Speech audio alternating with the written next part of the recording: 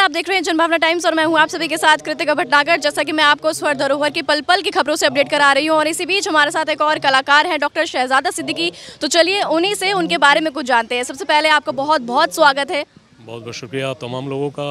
और मेरे लिए एक बड़ी ऑनरशिप की बात है कि मैं दुबई से मुझे इनवाइट किया गया, बुलाया गया और इस मुक़द्दस मौके पे इस बड़े कहते हैं कि ऐसे मौके पे कि जो इस तहज़ीबी ज़ुबान का एक मेला है, एक ऐसा इवेंट है कि जिसमें हमें मौका मिला आने का और बहुत ही अच्छे शोरा इकराम को सुनने का मौका मिला। और बहुत ही अच्छा लगा कि जहाँ नेशनल इंटीग्रेशन की बात है, यूनिटी एंड डाइवर्सिटी की बात सुनी है और कई ज़ुबानों की हमने यहाँ पर ना शेर व शायरी के अदब में हमने बहुत सारी चीज़ें सुनी, तो बहुत ही अच्छा लगा, बहुत अच्छा। यानी और ऐसी चीज़ें बहुत होनी चाहिए कि जहाँ मिलतें बढ़ें, प्यार बढ़े, मोहब्बत बढ़े, लोग जुड़ें।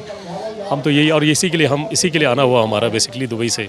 तो यानी अभी प्रोग्राम चल ही रहा है और बहुत सारे अभी शोरा काम आ भी रहे हैं, वसीम रिलवी साहब आ रहे हैं, बहुत सारे। तो अच्छा लगा कि यानी हम इस गंगा जमुनी तहज़ीब के जो सरजमी पर आकर इन चीज़ों को देख रहे हैं। दुबई में हमने बहुत सारे इवेंट्स किए, बहुत सारे मुशायरे किए, बहुत सारी चीज़ों में हम रहते हैं। लेकिन यहाँ आके बड़ा अच्छा लगा कि इस ऐसी जगह पे कि जहाँ हम आए हैं, जहाँ हर एक का नाम खुदा हुआ है, जिन्होंने इस मुल्क को आज़ाद कराने के लिए अपने आप को शहादत दी और अपना नाम यहाँ दर्ज उनका हुआ। तो ऐसी जगह पे ऐसी चीज़ें होना हमारे लिए बहुत बड़ी बात है, बहुत बड़ी बात है। और मैं अपने दर्शकों को बता दूं कि जो सर हैं वो शेर व शायरी के साथ जनहित के लिए भी काफ़ी बेहतर काम करते हैं। तो आइए उन्हीं से जानते हैं कि उन्होंने लोगों के लिए क्या कुछ काम किए हैं। देखें, करीब 30 साल से मैं दुबई की ज़िंदगी में हूँ, दुबई या मिडिल ईस्ट की ज़िंदगी में हूँ। तो बहुत सारे चैलेंजेस रही हैं सारे लोगों के लिए। लोग आते हैं बेचारे, लेबर ब्लू कॉलर के लोग आते हैं, काम करते हैं। बहुत सारे चैलेंजेस उनके लिए होती हैं, कई मजबूरी, कई परेशानियाँ होती हैं जो वक्तन वक्तन हम करते रहते हैं। लेकिन जो सबसे बड़ा चैलेंज हमने जो लिया, मेरे एक पार्टनर हैं दुबई में, लोकेश मिश्रा साहब, जो कि भोजपुरी रेस्टोरेंट्स वगैरह के ऑनर हैं, चलाते हैं।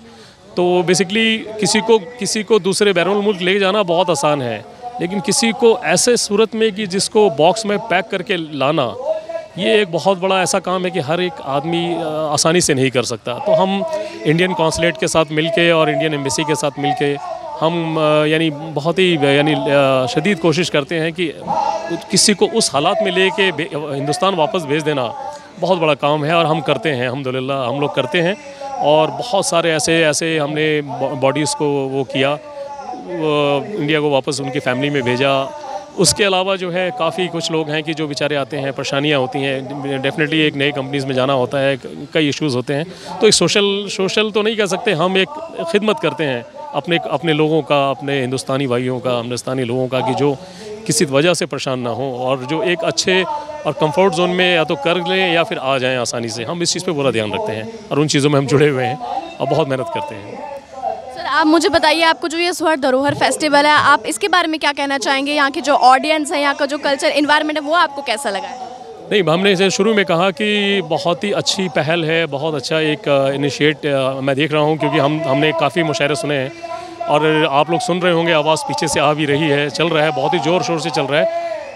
दर्शक जो हैं, ऑडियंस जो है, पूरा आनंद में मज़ा ले रहे हैं, अच्छा लग रहा है और लोग अच्छी चीज़ें रख रहे हैं। हमने बहुत सारे लोगों की उसको सुना और बहुत अच्छा चल रहा है। और ऐसी इनिशिएटिव होनी चाहिए और हमेशा होनी चाहिए कि जिसमें लोग जुड़ जाएं, एक हो जाएं, एक होकर, एक मोती की तरह पिरो के एक जैसे होकर और मिलजुल के रहें। हम तो यही चाहते हैं, हमारे तो यही पैगाम है। चलिए sir, thank you so much. इसी के साथ हम आपको और भी कलाकारों से मिलाते हैं। तब तक के लिए जुड़े रहिए मेरे साथ, जनभावना के साथ, और तब तक के लिए इजाज़त दीजिए मुझे और मेरे कैमरा पर्सन DP यादव को। नमस्कार।